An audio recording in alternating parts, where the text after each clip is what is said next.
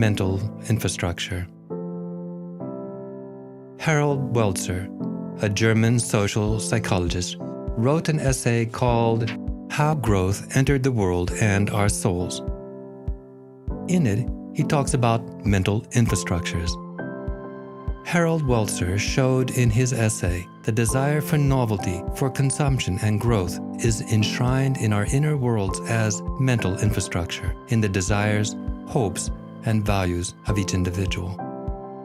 He wrote, "The global crisis of unsustainability is not only a crisis of the hardware of civilization, it is also a crisis of the software of minds.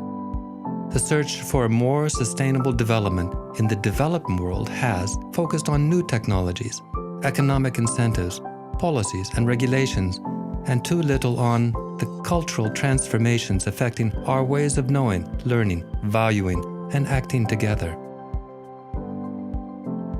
Richard Dawkins, an English ethnologist, evolutionary biologist, and author, says that the contemporary culture, with its desecration of nature, coincides with the denial of the sacred, of God.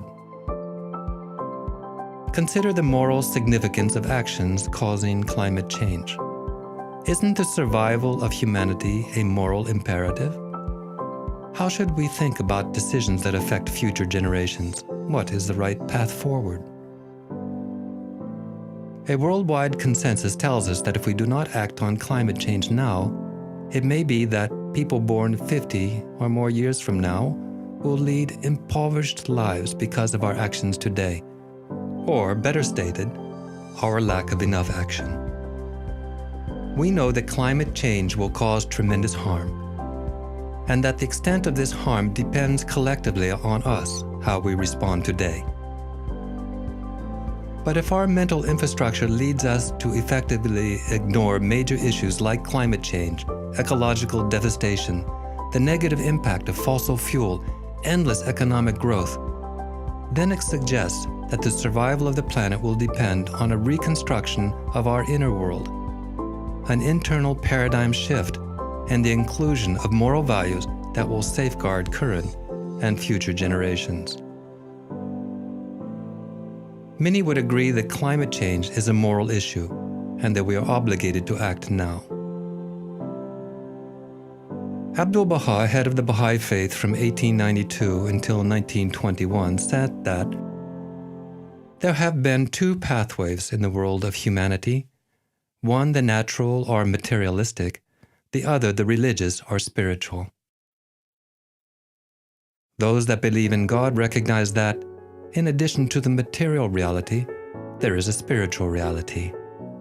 Bahá'í writings state, "In man there are two natures, his spiritual or higher nature, and his material or lower nature. In one he approaches God, in the other he lives for the world alone.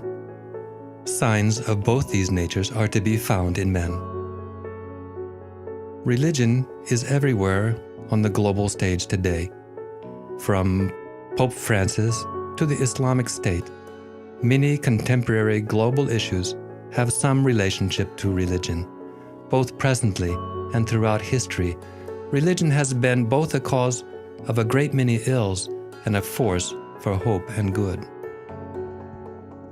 As societies become more modern, religion has lost its grip. Religion has become separated or forgotten from the lives of many. Sociologists call this secularization. Baha'is believe that the crucial need facing humanity at this time is to find a unifying vision of the nature and purpose of human life. An understanding of humanity's relationship to the natural environment is an integral part of this vision. Among the forces that assist us to cultivate the spiritual qualities latent within us, such as kindness, justice, truthfulness, and trustworthiness, are the love of God, attraction to beauty, and thirst for knowledge.